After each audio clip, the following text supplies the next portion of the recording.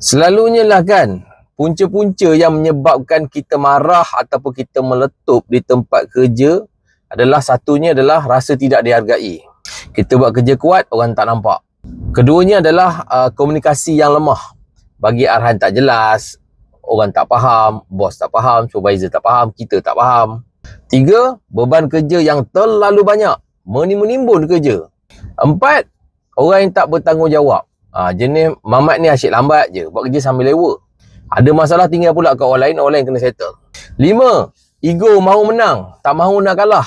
6. Ada masalah ke rumah, bawa pula ke tempat kerja. Masalah kewangan, masalah keluarga. 7. Target ataupun tekanan prestasi, KPI tinggi, susah nak capai. Lepas tu mulalah bimbang, bos marah. Jadi oleh sebab kerana semua benda ni, kita boleh meletup dan kita boleh marah. Bahayanya bila kita meletup dan marah, kita tak boleh kawal kemarahan di tempat kerja adalah nanti kawan-kawan kerja, staff ke anak buah ke akan takut dan tak hormat lagi pada kita. Dia jadi takut kepada kita. Kalau kita ada staff, ada kawan-kawan yang takut dengan kita, dia akan sorok pula masalah. Lepas tu pula, orang-orang yang baik akan keluar daripada syarikat. Kalau kita ni bos, anak buah yang baik-baik akan keluar. Keempat, keputusan akan tak rasional. Biasalah tengah marah kan, buat pula keputusan. Memang hancur lah keputusan tu. Dan yang kelima, kesihatan boleh terjejas. Memang kita terjejas. Darah tinggi lah, jantung lah.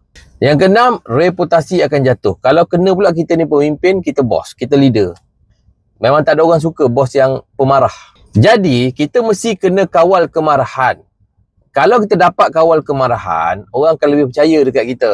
Orang akan berani nak bersuara kepada kita. Lepas tu, kita akan lebih mudah untuk menyelesaikan masalah. Sebab apa? Sebab kita tenang. Kita tak serabut-serabut. Of course, kalau kita bos, staff-staff kita akan lebih setia. Kalau kita staff biasa, kawan-kawan kerja kita akan lebih selesa dengan kita. Nombor 4, akan mudah mempengaruhi orang lain. Kita akan lebih mudah mempengaruhi orang lain. Orang suka dengan kita. Yang kelima, fikiran kita akan lebih tajam. Tak adalah dipengaruhi oleh emosi. Kita akan lebih kreatif, kita akan lebih bijak buat keputusan, lebih nampak peluang daripada masalah. Nombor 6, kita akan dapat penghormatan lah. Tak adalah kita paksa orang nak hormat kita sebab kerana kita garang, tapi sebab kita bijak, kita bagus, kita cekap. Jadi, kalau kita marah, macam mana kita nak menahan marah ni di tempat kerja? Satu, jangan terus respon. Kalau kita tengah marah, jangan terus respon. Kita relax dulu.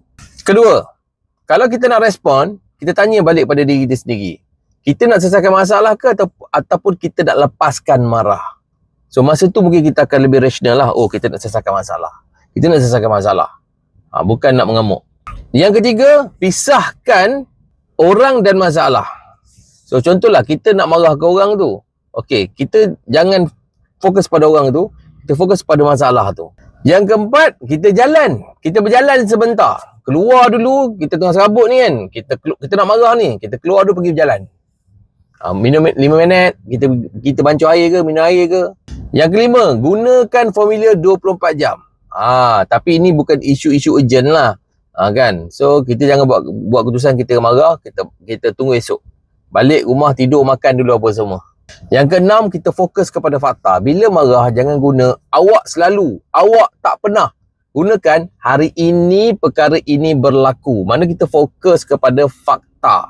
Yang ketujuh, kita remind diri kita balik, kita ingatkan diri kita balik. Iaitu tentang kos kemarahan.